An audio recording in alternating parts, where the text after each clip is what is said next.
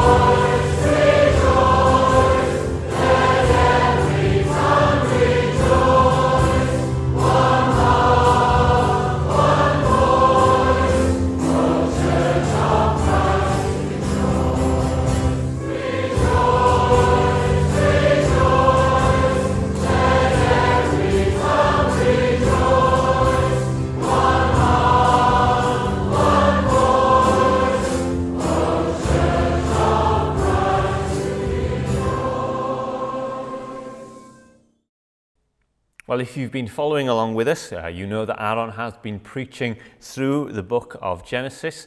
And Glyn today is going to be preaching from the last chapter, chapter 50. So if you have your Bible, please turn with me to Genesis chapter 50. And if you don't have one within reach, you can pause the video, pause the audio, and quickly go and grab it.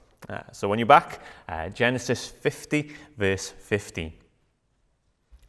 When Joseph's brothers saw that their father was dead, they said, "What if Joseph holds a grudge against us and pays us back for all the wrongs we did to him?" So they sent word to Joseph, saying, "Your father left these instructions before he died. This is what you are to say to Joseph. I ask you to forgive your brothers the sins and the wrongs they committed in treating you so badly. Now please forgive the sins of the servants of God, of your father." When their message came to him, Joseph wept. His brothers then came and threw themselves down before him. "We are your slaves," they said. But Joseph said to them, "Don't be afraid. Am I in the place of God? You intended to harm me, but God intended it for good, to accomplish what is now being done, the saving of many lives. So then, don't be afraid. I will provide for you and your children. And he reassured them and spoke kindly to them. I will pray now before we open the word together. Our Heavenly Father, we come before you knowing that you are a God who is all-powerful, almighty, and yet you are a God who draws near. We thank you that with but a breath, but a word, you spoke the entire existence into being. We thank you that there is nothing beyond your control. We thank you as we see in the Gospels, we see that Jesus has authority over the winds and the waves, and he also has authority over sickness and health. He also has authorities over the demons, but also, Lord God, that he has the authority to forgive sins. Lord, we thank you that we worship you. You are so powerful, so worthy to be praised. We think of the times where biblical authors came into contact with you, Lord God. When they came into your presence, they always, Lord God, fell on their knees. It was never, look at me, look how great I am. It was always, oh, how wonderful, how marvelous, how holy are you, O God. We thank you that you are worth everything that they say and more. That the angels in heaven, even to this day, hour after hour, day after day, endlessly they sing, holy, holy, holy is the Lord God Almighty. There is never a time where that would not be worthy to be sung. Lord God, you are the rightful ruler of absolutely everything. There's not a square inch in the realm of human existence in which Christ, who is sovereign over all, does not exclaim, mine. You own everything. Everything belongs to you. Everything is in your power and under your dominion. And Lord God, we thank you that even though you are such a powerful, almighty and holy King, we get to draw near to your presence. We get to come right up to you and call Abba Father. We get to climb up onto your lap and to share the deepest things that are on our hearts. Like the child to an almighty king, we do not need to fear you as the powerful, almighty ruler that you are. But Lord, we can come with that family relationship. We can come with that fatherly relationship. As we look on earthly fathers and how they love and treat their children, Lord God, lavishing them with gifts as they can, how much more so will you give us the Holy Spirit if we ask you? How much more so will you provide for us the things that we need in every day? Lord, we thank you that you call us not to be anxious, not to worry, because you know us, you know all the things that we need. And we are to seek you first, seek the kingdom of heaven and seek your righteousness. And trust, Lord God, that you will look after everything else that we need. You will make sure that we are cared for by your will, by your holy standards, Lord God. And Lord, we think today and we pray for members of our family, members of our church who maybe are going through a period of grief, Lord God, who are sad, who are missing relatives or loved ones or a partner, Lord God. We pray that you would be a comfort to them. We think of those who are struggling with loneliness in this period, Lord God. We pray that you would draw near to them. We pray for those who are anxious or struggling, Lord God. And we thank you that for all these people, you say in your word that you are closer than a brother. There is no one who is closer than you are. And Lord, we pray that they would experience you this week. We thank you that you have sent the Holy Spirit to be with us, to dwell with us, and he is described as the Comforter. And we thank you that you have sent him to be with us, to empower us and to strengthen us, to do the work that you call us to do. So Lord, we pray that you would embolden us to share the gospel this week. You would embolden us to speak with others of how wonderful you are, how majestic is your name, and how the free gift of grace, the forgiveness of sins is available to all people who would just call on your name. It is a gift, Lord God. There is nothing that we could do to earn it. There is like a child cannot earn the love of their father, neither can we earn the love of you, Lord God, because we fall short of the standard that you require, the standard of perfection. But you made a way by sending Jesus to die on the cross in our place, that we might come into your presence and call you Abba Father, not fearing that we might be destroyed, but trusting in the blood of Jesus Christ, more precious than gold or silver. We thank you, Lord God, that you have strengthened us by your Holy Spirit. We pray, Lord, that you would fill us with your Spirit just now, even as we listen to the words that you've given Glyn to speak. We ask that you strengthen him as he speaks, and strengthen us, that we might not be those who hear the word and go away unchanged, but those who hear the word and plant it deep in our lives, plant it deep in our hearts, that it might see true growth in us, and that we might bear fruit 30, 60, 100 times more by your power. We pray this and everything else in the name of Jesus Christ. Amen. Hi, thanks for joining us today. Before we look at God's word, I'd just like to ask God to help us to understand what it is we're reading. Our Father in heaven, we thank you for your great mercy to us in the Lord Jesus Christ. And we thank you now particularly, Father, for your word. We thank you that you reveal your mind to us there. And we pray that you would speak to us now, open our hearts and minds, and send your Spirit that we might understand and believe. In our Saviour's name we ask this now. Amen. So as we come to the last stage of our journey through Genesis, it might be a good idea to remind ourselves of the story so far. And if you are joining us for the first time, it'll get you caught up on where we are, put you in the picture. So back in the very first chapter of Genesis, the very first verse in the Bible, we read, God created the heavens and the earth. And then in the last verse of that same chapter, we read this, God saw everything that he had made, and behold, it was very good. In chapter 2, God made man and woman to be in a living relationship with him. Chapter 3, they ignored God, decided to make their own choices about what's right and wrong, and the relationship was broken, and we end up with the dysfunctional world we live in today. Adam and Eve hid from God. They'd created the problem, but they had no solution. At that point, God stepped in and promised to fix the problem through the offspring of the woman. We read that in Genesis chapter 3, verse 15. By the time we get to chapter 6, everything had gone seriously downhill. We read this in verse 5 of chapter 6. The Lord saw that the wickedness of man was great in the earth, and that every intention of the thoughts of his heart was only evil continually. And then in verse 7, so the Lord said, I will blot out man whom I have created from the face of the land. So the flood in Genesis chapter 7 confirmed very emphatically that humanity had no way to put right the problem created in Genesis 3. But God had not given up on the promise.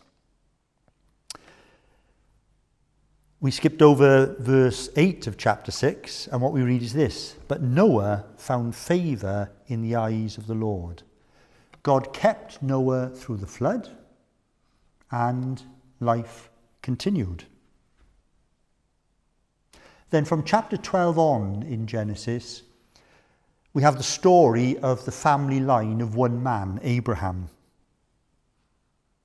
God repeatedly made this promise. In you all the families of the earth shall be blessed. He said that to Abraham's son Isaac, and to Isaac's son Jacob, who's also called Israel. God was working out his plan to fulfill that promise back in Genesis 3. He was going to fulfill it through Abraham and his descendants.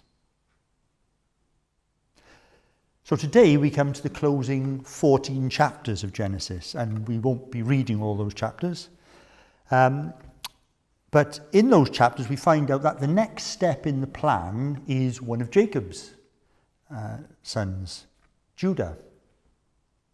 But curiously, Judah isn't the focus of those 14 chapters. So we won't be looking at Judah today, but there is a Bible study to go with this message, and if you want to know a bit more about Judah, look that up afterwards. The main character of those 14 chapters is Joseph, one of Judah's brothers. So that raises a question. Why is so much time in the book of Genesis devoted to Joseph if he is not part of the plan? The only rival to Joseph in terms of chapters devoted to him is Abraham. So clearly God wants us to learn something from the life of Joseph. But what exactly is that? Well, let's look briefly at 7 episodes from the life of Joseph. First episode, the obvious place to begin, is Joseph's birth. Joseph's dad, Jacob, married Leah and Rachel, who were sisters. What could possibly go wrong with that arrangement? Well, in chapters 29 and 30, we read of a bizarre childbearing contest which involved the 2 sisters and their 2 maids. The results of that contest, well, Leah, 6 boys and a girl. Leah's maid, 2 boys. Rachel's maid, 2 boys. And with no babies at all, Rachel came 4th out of 4. But then we get to chapter 30 and verse 22. And incidentally, if you haven't got your Bible with you at the moment, one advantage of these recorded messages, you can hit pause, you can get your Bible, and you can follow the story, because ultimately it's what God has to say to us from his word that is important. So Genesis chapter 30, verse 22. Then God remembered Rachel, and God listened to her and opened her womb. She conceived and bore a son and said, God has taken away my reproach. And she called his name Joseph, saying, May the Lord add to me another son. Now, the jealousy and the rivalries between the people involved in the story is rather questionable, but there is an important message here for us. Joseph was born because God intervened. So that's the first interesting point of Joseph's life. The second is Joseph is chosen. We jump on a few years and Joseph is now a young man. We're not told much about what happened to him in between. But in Genesis chapter 37, he has 2 visionary dreams. And those dreams predict that Joseph's family will bow down to him. His family saw the significance of those dreams and they were shocked. We read in Genesis 37 verse 10 the following. But when he told it to his father and his brothers, his father rebuked him and said to him, What is this dream that you have dreamed?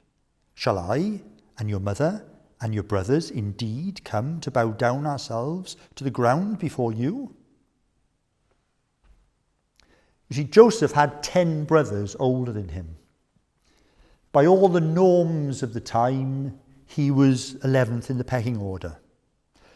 The brothers bowing down to him was an absurd idea, and his parents bowing down to him was just unthinkable. Now again, we can think about the people involved in this story. So was Joseph wise to share the dream with his family? Should his family have been so offended by the dream? But there is a clear message for us, whatever the behaviour of the people involved. Joseph was chosen to be the ruler of his people. So he was born because God intervened, and he was chosen to be the ruler of his people. Step 3. Joseph is rejected.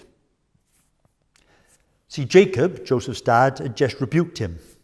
The brothers had a more drastic plan.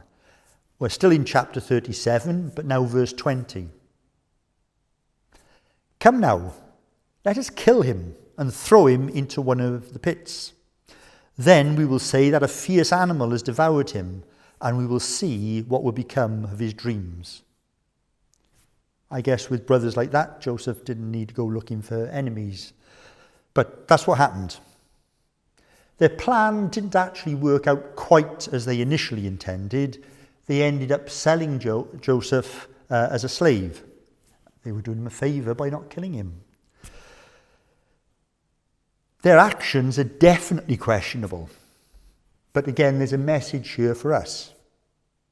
Joseph was rejected by his people. Okay, what's the fourth episode in Joseph's life? He was a servant. After being sold, Joseph ended up in Egypt. And there's three particular points about his life in Egypt that I want to look at just here.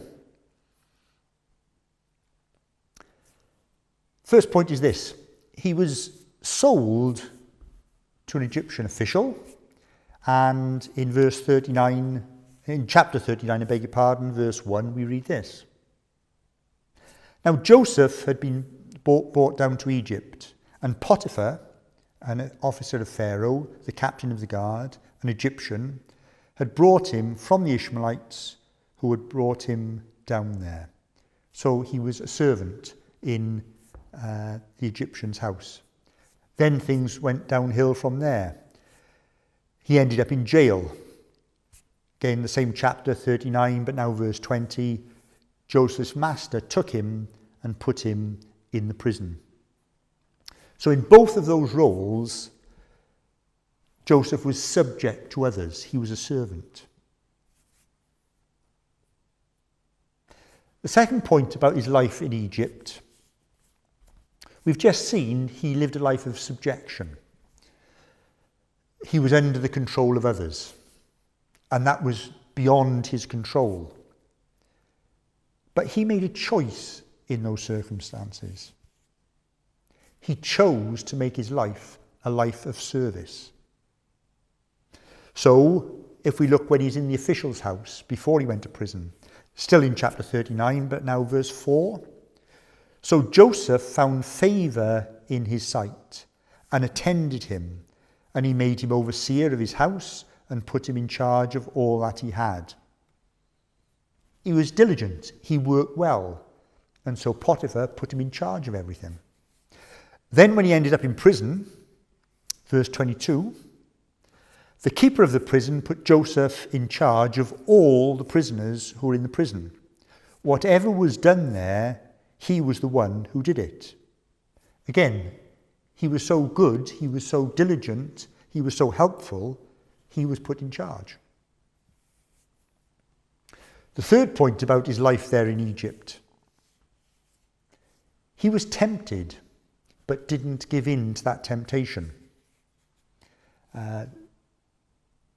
We go back to see how he went from being a servant to ending up in jail. So in chapter 39 still, and verse 7. And after a time, his master's wife cast her eyes on Joseph and said, "Lie with me." But he refused and said to his master's wife, "Behold, because of me, my master has no concern about anything in the house, and he has put everything that he has in my charge. He is not greater in this house than I, nor has he kept back anything from me except yourself, because you are his wife. How then can I do this great wickedness and sin against God?" The boss's wife didn't take rejection well. She falsely accused Joseph of what he hadn't done, and so he was sent to prison. He was punished, although he had committed no crime. So putting those three things about his life in Egypt together, we get Joseph was an innocent, willing servant. Okay, so what's the fifth episode in Joseph's life? Joseph's authority. In chapters 40 and 41, we get the story of a remarkable change in Joseph's situation. We haven't got time to look at the details, so let's just jump to the punchline in chapter 41 and verse 41. And Pharaoh said to Joseph, "See, I have set you over all the land of Egypt." So, 0 to hero in one step. Joseph jumped straight from being a servant at the beck and call of everybody to being in a position of supreme authority. Now, I guess the story could end here with that 5th episode. That would be the happy ending, Joseph's rise from rags to riches. But we find out that Joseph's story was about more than just Joseph. So, we come to the 6th episode. Joseph the rescuer. Let's back up a bit and think, how did Joseph make that remarkable jump from servant to supreme authority? Pharaoh, the guy in charge, had a dream. And God enabled Joseph to interpret that dream. And so they found out that Egypt was facing a great problem, famine. So what was the solution to the problem?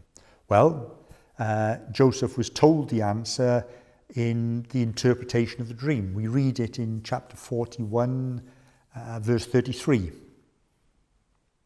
Now therefore, let Pharaoh select a discerning and wise man and set him over the land of Egypt. The right man was needed to deal with the problem, but who would that be? Pharaoh spotted the answer right away. So still in chapter 41, but now if we go to verse 38. And Pharaoh said to his servants, "Can we find a man like this in whom is the Spirit of God?" Then Pharaoh said to Joseph, "Since God has shown you all this, there is none so discerning and wise as you are. You shall be over my house, and all my people shall order themselves as you command. Only as regards the throne will I be greater than you." So Joseph got the job.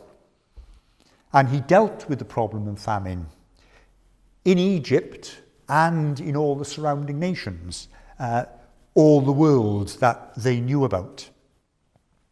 So we read in verse 57, again in chapter 41, "Moreover, all the earth came to Egypt, to Joseph, to buy grain, because the famine was severe over all the earth."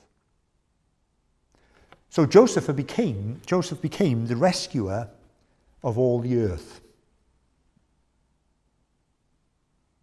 So that's the 6th episode, and an incredible story, an interesting story. But what's the point? Well, we come to the point of the story really in the remaining chapters. Joseph's purpose. In chapters 42 to 47, we're told in great detail how Joseph's family, who had long since thought him dead, were also rescued from the famine by Joseph. Again, because we're trying to look at the big picture of Joseph's life, we'll skip over the details of that story and come to the punchline in Genesis 47, verse 11. Then Joseph settled his father and his brothers and gave them a possession in the land of Egypt, in the best of the land, in the land of Ramesses, as Pharaoh had commanded. And Joseph provided his father, his brothers, and all his father's household with food according to the number of their dependents. So Joseph also rescued his whole family. And that brings us to the crucial point of the story in chapter 50, the final chapter of Genesis. When their father Jacob died, the brothers got a bit edgy. They were understandably afraid that Joseph would seek revenge. I wonder why. But what actually happened? Well, let's look at a few verses from the reading that you heard earlier. So, chapter 15, verse 18. His brothers also came and fell down before him and said, "Behold, we are your servants." But Joseph said to them, "Do not fear, for am I in the place of God? As for you, you meant evil against me, but God meant it for good, to bring it about that many people should be kept alive as they are today." His brothers had evil intentions. But all along, however crazy the situation seemed, God was in control and bringing about his purpose. He had a plan for the life of Joseph, and that plan was that many should be kept alive. Okay, so that's Joseph's life in 7 episodes. Don't know what you think, but I think it's a great story. It's interesting to see God had a plan in Joseph's life that was bigger than just Joseph himself. But the question we raised at the beginning remains. God had a plan in Joseph's life, but Joseph wasn't the next step in the plan, God's eternal plan to redeem the world and restore what had been lost in Genesis 3. So why is so much more attention given to Joseph, who's not the next step in the plan, as compared with Judah, who is the next step in the plan? Well, to try and get to the bottom of that, let's think back. We started off with a review of the Genesis story, bringing us up to Joseph. We saw in a nutshell that basically it was God working out his plan of redemption through the family of Abraham. But something else was happening that we didn't mention earlier. God was using the characters in the plan to paint a picture of the plan, showing us how the plan works. Let's just look back at that review quickly again. The 3 main characters, Abraham, his son Isaac, and his son Jacob. What do we learn from Abraham? How to become part of God's eternal plan of redemption. One of the key verses in the Abraham story is in chapter 15 and verse 6. He believed the Lord, and he counted it to him as righteousness. Abraham trusted God enough to obey him.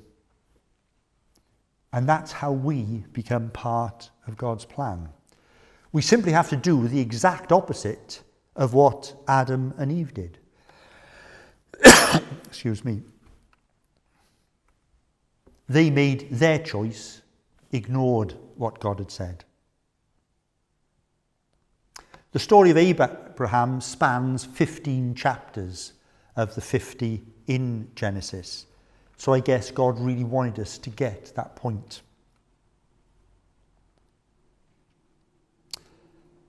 What about Abraham's son, Isaac? What do we learn from him? We learn how God deals with our sin.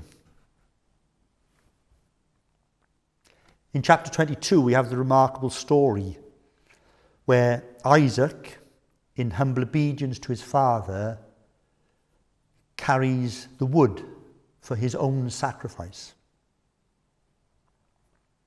A shocking picture of what is needed to pay the penalty for sin. But yet a shocking picture, of course, the sacrifice of Isaac would achieve nothing whatsoever. God stepped in and provided a lamb instead. The amazing point of the story is that God himself is willing to and will provide the sacrifice that is needed to pay what we deserve because of our sin against him. So Abraham shows us how we become part of God's plan. Isaac shows us how God deals with our sin. How does God deal with us? Well, we learn that from Jacob. Jacob was chosen from birth, we read in chapter 25, as the next step in God's plan. But when we read his story, we find out Jacob was a self-seeking schemer, hardly a good advert for God's plan. But as we read through the story, we see his character changing as God deals with Jacob through the events of his life. God's plan is not only to provide a sacrifice to pay the price for our sin, but to change us to be the people he has always wanted us to be, a people in a living relationship and fellowship with him. So, what does being part of God's plan mean? Well, one, like Abraham, believing and trusting God. Believing what about him in particular? Step 2, that he will provide a sacrifice for us as for Isaac. And then step 3, allowing him to change us to become what we should be, as with Jacob. Now that's an amazing plan, but there is a kind of a question here. Can that plan work when we look at what God is using? Abraham, Isaac, and Jacob were all a long way from perfect. Like us, they were not the solution to the problem of sin. They needed the solution. The next step, Judah, and we certainly read about sin in his life. You see, since Genesis 3, the sinful human race has been the problem, not the solution. Oh, what about the lamb offered instead of Isaac? Well, a very interesting picture of God's willingness to pay the price for our sin.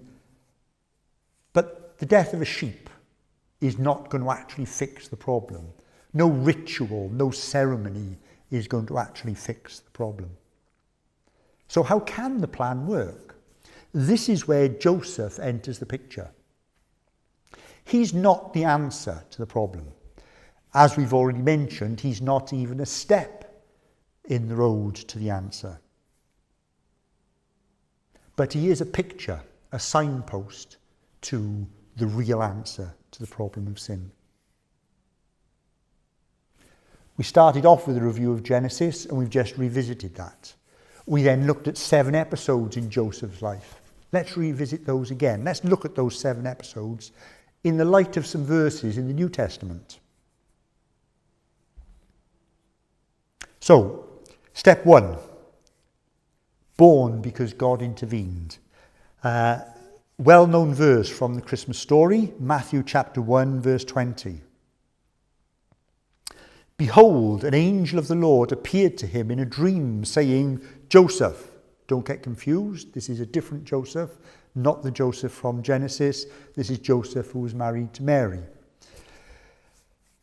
Saying, Joseph, son of David, do not fear to take Mary as your wife, for that which is conceived in her is from the Holy Spirit.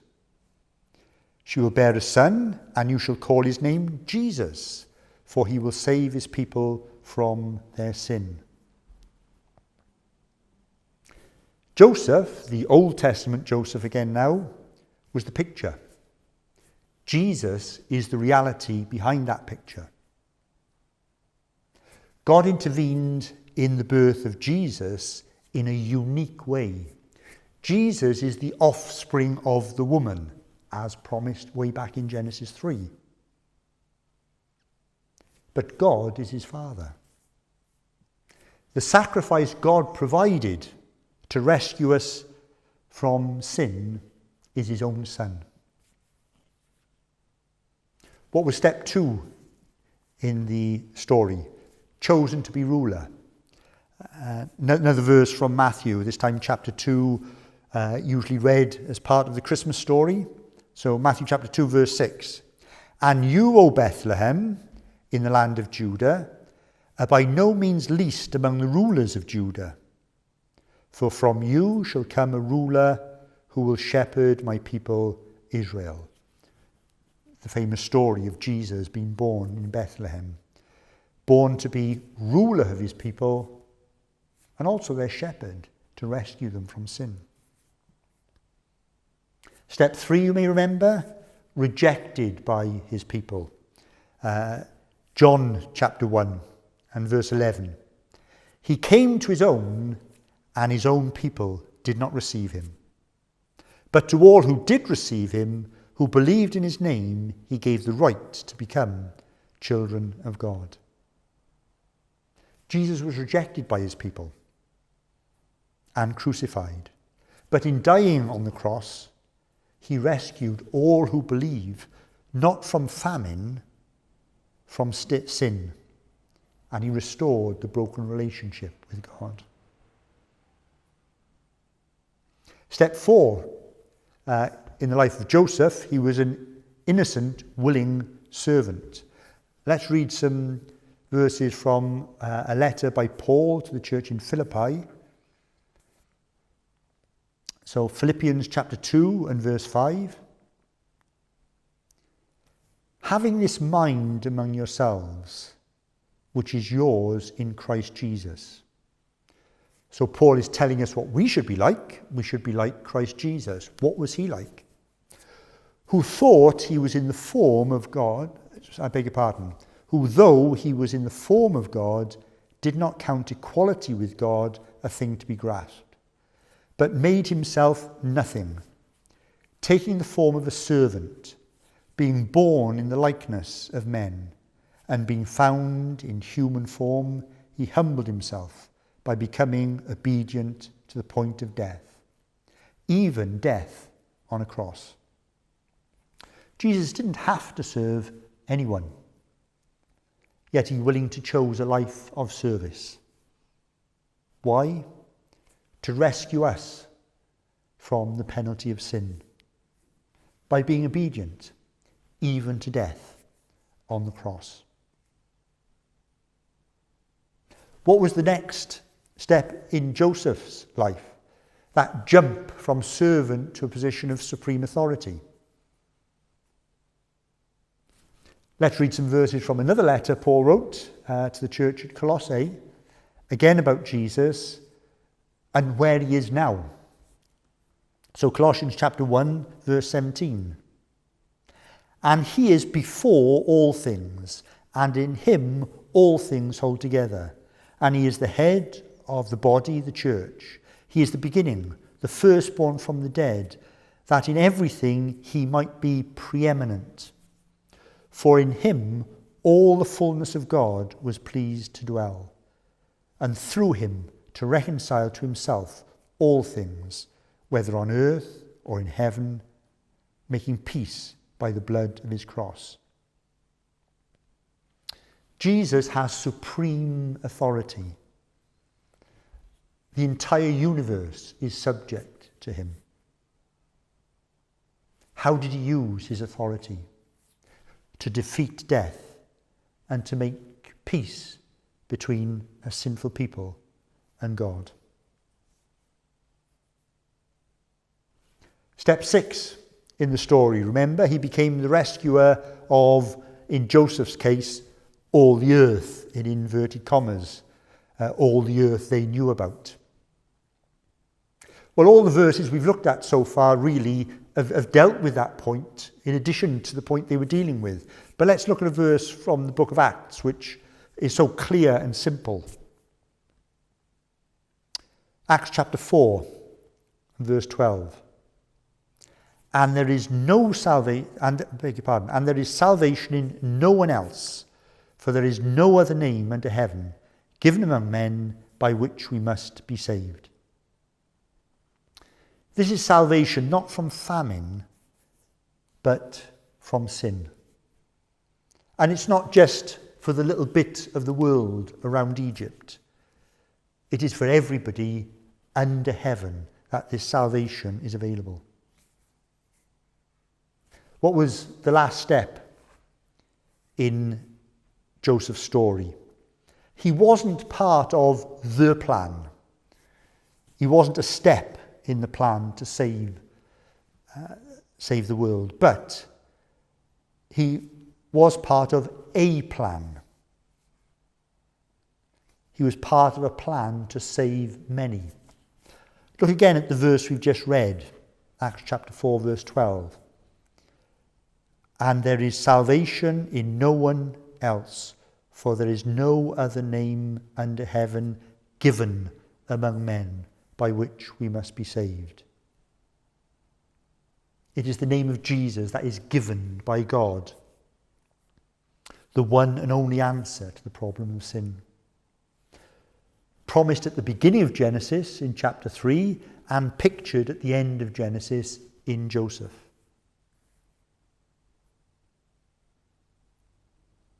And still today, the only answer to the problem of sin. Let's just stop for a moment and think, why does this all matter to us? We may think, well, yeah, the story of Jesus is important. Why does Joseph matter to us? If we're disciples of the Lord Jesus Christ, we have to think about how we read Genesis and read all of the Old Testament for that matter. We live in a time of change and uncertainty. Even the word Christian has become almost meaningless because it means so many different things to different people. That may be a bit unsettling, but it's okay.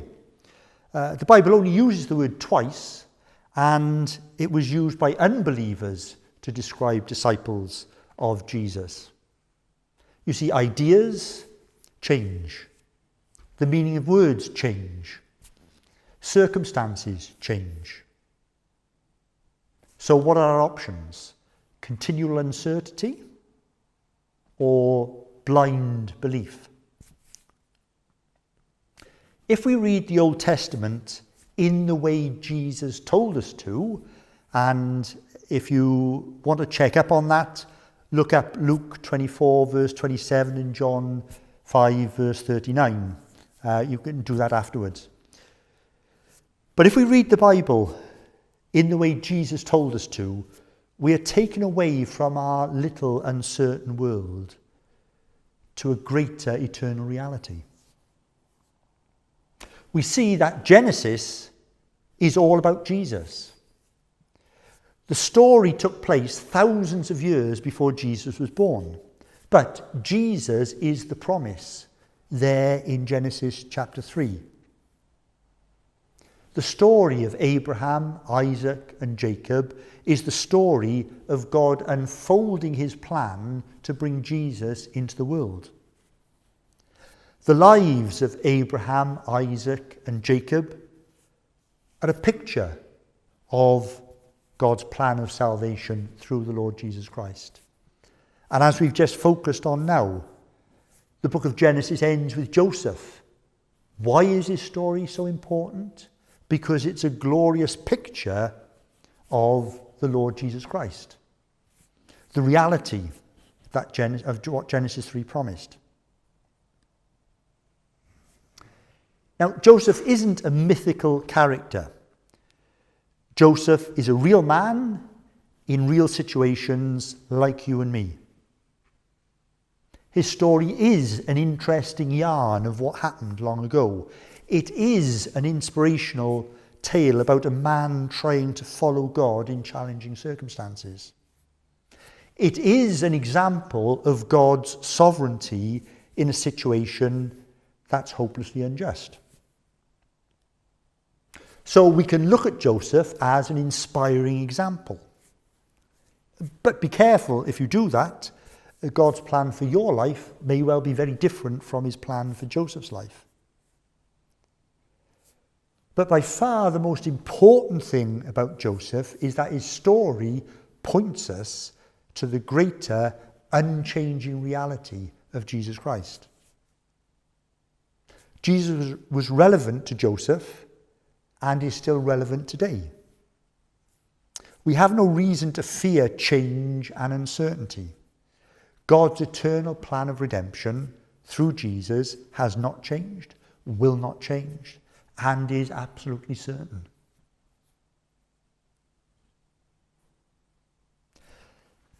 Alternatively, you may not be a disciple of Jesus. You may think, well, this is all very well, but not really for you. Well, I just ask you, why not? If we cling to the illusion that we are masters of our own lives, that we, not God, decides what's right and wrong, we are the problem, not the solution. Like Abraham, I would ask you, trust in God and acknowledge that his son, Jesus, is the sacrifice offered for your sin. And then allow him to change you to become what you should be. Both of those things need to happen, but get them the right way round. Don't try and fix yourself before coming to Jesus. You will never be the solution to the problem of sin. We're the problem. Only Jesus is the eternal, unchanging answer to the problem of sin. Thank you for listening. Well, thank you for joining us. We pray that you've been blessed by the time that we've had today this morning. And we ask that the Lord would go with us wherever we go this week. We'll sing to finish, by faith we see the hand of God.